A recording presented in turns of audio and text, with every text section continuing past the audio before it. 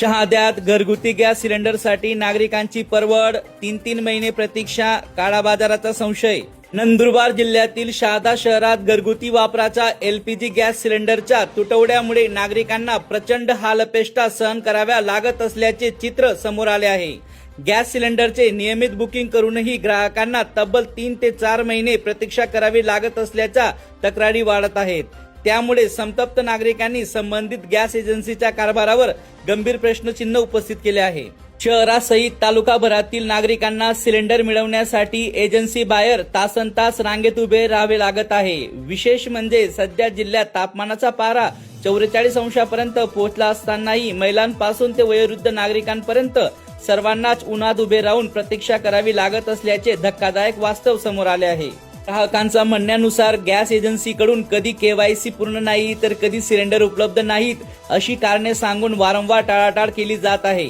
2 दिवसात सिलेंडर मिळेल, उद्या वितरण होईल अशी आश्वासने दिली जात असली तरी प्रत्यक्षात नागरिकांना रिकाम्या हाताने परत जावे लागत असल्याचा आरोप ग्राहकांकडून केला जात आहे।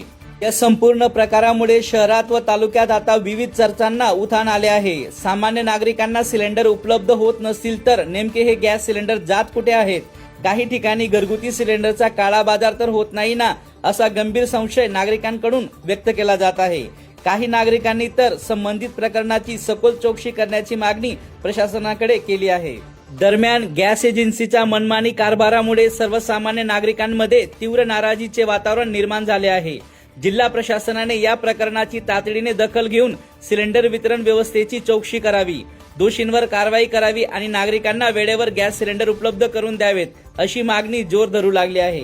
स्थानिक प्रशासन व पुरवठा विभाग याकडे नेमकी कोणती भूमिका घेतात आणि नागरिकांना दिलासा मिळतो का, याकडे आता शहादा शहरासह तालुक्याचे लक्ष लागले आहे।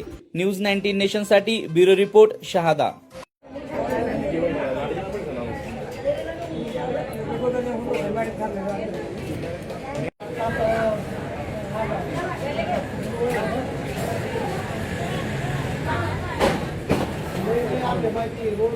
एक